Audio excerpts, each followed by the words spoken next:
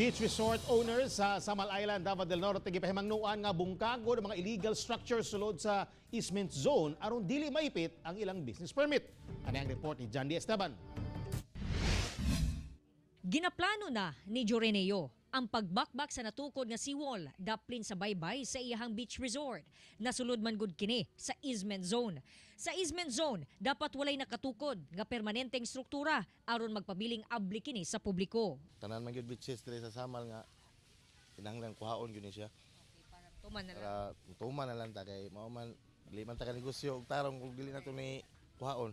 Sa Samal Island, 3 meters ang ilahang easement zone sa urban areas, samtang 10 meters sa ilahang tourism coastal areas. Base ka na sa Comprehensive Land Use Plan Zoning Ordinance. Ang sukod, magsugod sa highest point sa high tide sa beach area. Bawal usab ang mga breakwater o mga barrier sa beach line. Sama niini mga jetty o pantalan kay supa kini sa Water Code of the Philippines. Alang mag-operate sila unya wala nila na comply ang environmental requirements. So, posible nga malangan jud sila.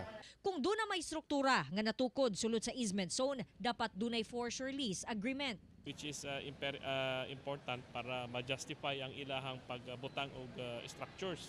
Kung wala sila yung mga force lease nag-i-issue sa DENR, so natay problema ana kay we might hold ang pag-issue sa ilahang mga business permits. Taman January 20 ang renewal sa business permit sa Samal Island.